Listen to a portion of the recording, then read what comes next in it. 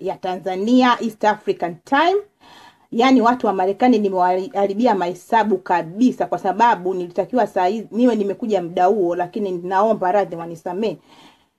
Sasa wana wa Mungu, tuingie kwenye maombi alafu tulianze somo letu lile, yani somo lile la kuandaana ile. Yani sijajua tena.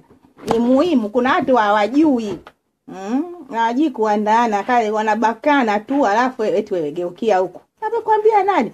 Mimi unaniambia hivyo, nakwambia nigeukie wapi? Yana kuchunia ndio navuta shuka na lala. Nigeukie kufanya nini bwana? Tuongee.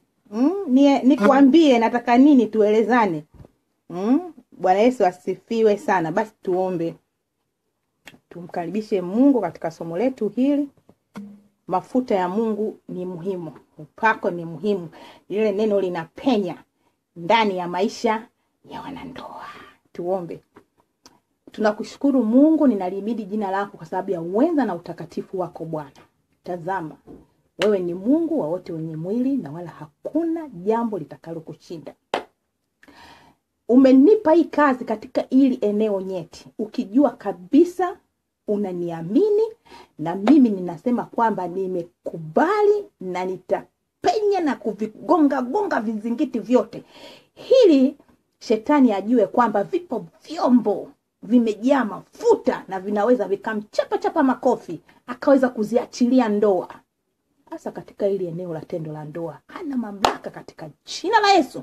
Watu lazima wapeane maraha.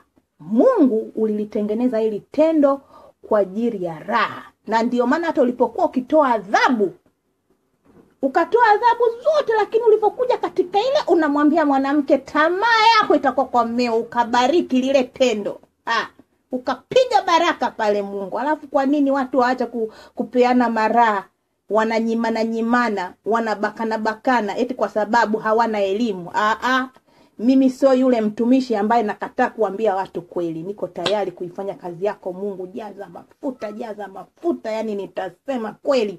Yani watu wapate kujua ya kwamba kumbe mambo yanakwenda hivi, ni kwa ajili ya utukufu wako. Kwa sababu ndoa zinapotulia, basi hata kanisani huduma zinakwenda mbadala kabisa, yani zinakwenda murua, zinaenda vizuri kabisa. Ni kwa ajili ya utukufu wako Mungu. Naamini kila mmoja anaenda kuguswa na somo hili, ni katika jina la Yesu Kristo mwokozi wetu.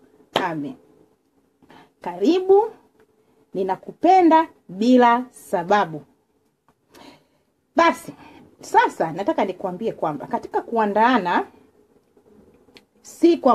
tumekuwa na hurka ama kumekuwa na tabia, hasa katika upande wa sisi wa Afrika, ya kwamba ni mwanamume peke yake ndo anamwandaa mwanamke. Lakini tuwapasa kuandaana, yani tuwatombana, wapasa kuandaana. Yani si kwamba mwanamume peke yake ndo anafanya. Hapana. Hiyo naomba unayenisikiliza ulitoe, halipo. Yani na wewe mwanamke unatakiwa usiwe gogolala. Yani unatakiwa uwe mchangamfu. Unaona kama vile funza anavyotembea hivi. Anavyotembea funza. Unatakiwa mwanamke uwe active. Bwana Yesu asifiwe. Sasa leo nitakuwa nafanya utangulizi, tashikashika maeneo mbalimbali, lakini kadri tunavyokwenda tutakuwa tunaenda kwa kina katika kila eneo la tendo la ndoa. Lakini mwisho wa masomo hayo yote, dhumuni lake ni kufikishana kileleni, yani mwanamume na mwanamke wote mpate kufurahia ile hali ya tendo la ndoa. Sasa hebu tusome hapa katika kitabu cha kwanza cha Petro sura ya 3 mstari wa 7. Neno la Mungu linasema, kadhalika ninyi wanaume kaeni na wake zenu kwa akili, na kumpa mke heshima kama chombo kisicho na nguvu, na kama warithi pamoja na neema ya uzima, kusudi kuomba kwenu kusifanye nini? Kusizuiliwe. Sasa nataka mwanamume leo unisikilize, nikwambie kwamba pale mwenzako unapokwenda mnatombana na hajaridhika, hujakaa naye kwa akili. Na usishangae nikikwambia kwamba kuna baadhi ya majibu yako yanakuwa hayajibiwi, kwa sababu lile eneo ni ibada kamili.